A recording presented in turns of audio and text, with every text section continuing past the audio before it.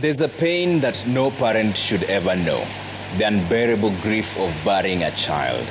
For many Kenyan families, that pain became a harsh reality during the Gen Z protest that swept Nairobi last year. Ericson, Kyalo and David Chege's mothers know this pain too well. For a year, they have carried the burden of losing sons shot dead in broad daylight outside Parliament on June 25th. As Mashirima Kapombe now reports, this is a story of heartbreak, resilience, and a desperate search for justice in the shadow of a nation's darkest days. The road to Ericson Kyalo Mutisia's home is a reflection of where many Kenyan dreams are born.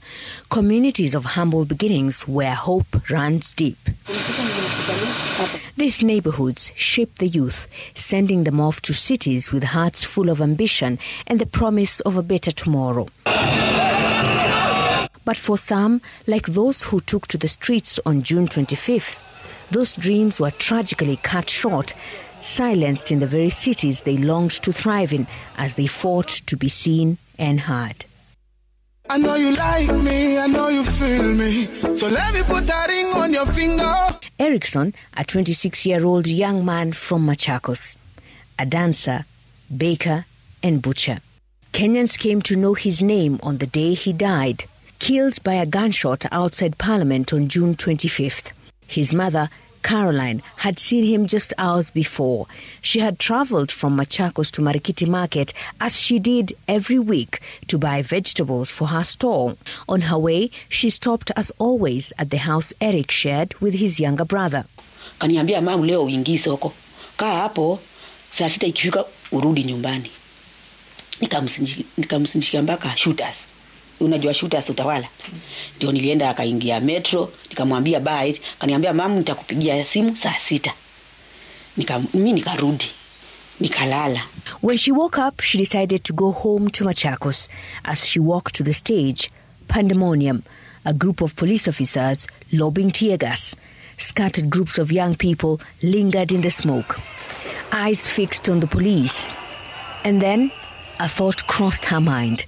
A mother's instinct, a sudden wave of worry she couldn't shake. Napona Eric aliniambia ananipigia simu saa 6. Haja nipigia simu. With no matatus to Machakos in sight, she accepted the lift from a kind man and his wife. Strangers who, in a cruel twist of fate, became her comforters the moment she received the devastating news. Mbona kuna simu ya Eric? Ulipata wapi hiyo simu ya Eric na hiyo huyu sio Eric? Akaniambia mam, ngoja nitakwambia tu.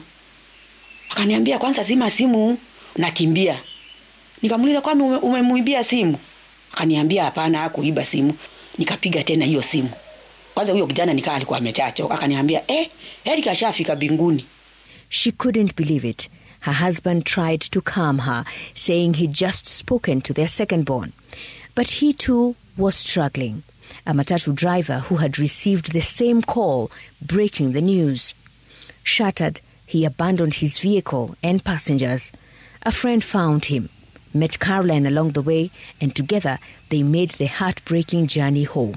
Tukaingia hapa nikamwambia juu nilikuwa na Eric saa 4:30. Nataka mniambie nguo zenye alikuwa amevaa na mnionyeshe kila kitu. Nikamwambia huyu sio Eric. Tuliangana akiwa amevaa jeans ya black na sleeveless ya green. Ile ya white iko ndani sasa pale kwa picha. Kumbe alienda kwa butcher akavaa hii afro ya white.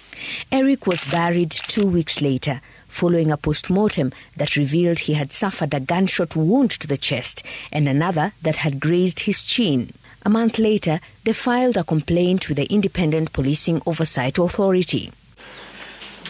Kilometers away in Kiambu County, a cloud of sadness hangs over Jane Duta, the mother of David Chege.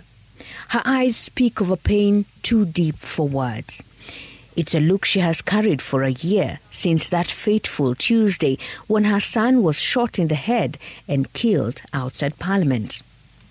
Her last call to him that afternoon went unanswered, but when another relative dialed, someone picked up. Alipompigia yule mmoja kuchukua akamwambia mwenye hii simu amepigwa risasi na amekufa. Naona. Kumbe saa ile nilipiga simu. Yule mtu aliona simu imesaviwa mama. Akajua hata break the news. A software developer and Sunday school teacher, David would give his all for others. Retracing his final hours, Chege spent the morning cleaning a local church, did odd jobs and shared mandazi from a neighbor. Simple moments before tragedy struck. Sasa alikuwa anamrudishia sahani. Alipomrudishia sahani akamwambia naenda kureject. Huyo jirani akamjaribu, wacha Chege, wacha kwenda. Si uone tu hapa kwa TV, akamwambia hapana, lazima nitaenda.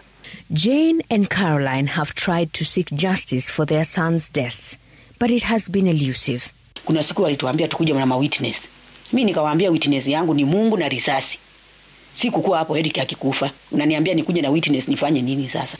Not even the apology by President William Ruto at the recent National Prayer Breakfast was enough to pacify their pain. Sasa wakati ule ameambiwa na mhubiri aombe msamaha, ndio anaomba. Hiyo ni kumaanisha ikuwa imetoka kwa moyo wake, ni kama kulazimishwa. And if you can recall his speech, alisema if, kama. For Ericson's mother, a BBC documentary points at a man calling for someone to be shot. Seconds later, a young man in a white overall was lying on the ground, dead. That man was Ericson Mutisia. John Kaboy. Unajua tulimuona kwa BBC. Kwanza nilikuwa naomba serikali imshike, imtafute, imshike mahali yako, na huyo askari mwingine alishuti Eric na David Chege.